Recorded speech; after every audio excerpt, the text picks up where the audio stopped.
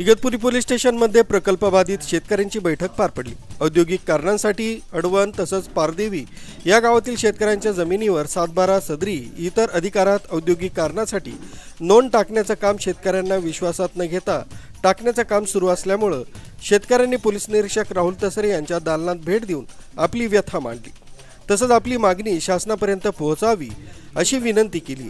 या प्रसंगी शेतकरी संघटनेच्या वतीने बाळासाहेब धुमाळ, किसन शिंदे यांच्या नेतृत्वाखाली निवेदन देण्यात आले। या प्रसंगी शेतकरी विष्णू कोकणे तसंच शेतकरी संघटनेचे बाळासाहेब धुमाळ यांनी आपलं मनोगत व्यक्त केलं।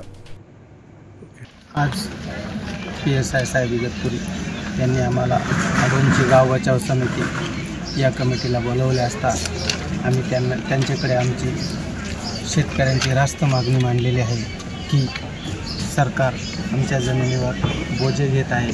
तरी असे केल्याने आमच्या शेतकऱ्यांमध्ये घबराट निर्माण झालेली असून अशा प्रकारच्या कोणत्याही नोंदी घेऊ नये आणि आम्ही 1 तारखेला आमचं आत्मदहन करू असा आम्ही त्यांना इशारा दिलेला आहे व त्यासोबत आम्ही गावातून आमचा बिऱ्हाड मोर्चा घेऊन येणार आहे असे आम्ही शासनाला सांगितले आहे व शासनाने आमची कोणत्याही प्रकारे दखल घेऊन आमच्याशी मीटिंग लावलेली नाही, आमची बाजू मांडून दिलेली नाही।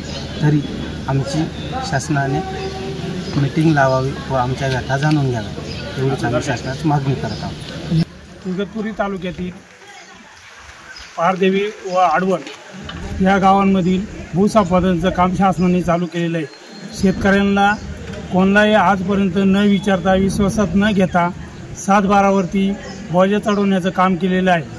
इथे लहान मोठे गरीब शेतकरी असून शेती हा मुख्य व्यवसाय असून त्यांना कुठल्याही प्रकारचं साधन नाही आहे आणि त्याच्यावरती 7/12वर नोंदी घेतलेल्या आहे चालू आहे। जर एखादा गरीब शेतकरी असेल आणि त्यांना मुलीचं लग्न करायचं असेल, 2 गुंठे जागा विकायची असेल तर त्यांनी न्याय कोणाकडे मागायचा असं शेतकऱ्यांनी जो आत्मदहनाचा इशारा दिला आहे तो बरोबर असून शेतकरी संघटना त्यांच्या पाठीशी आहे।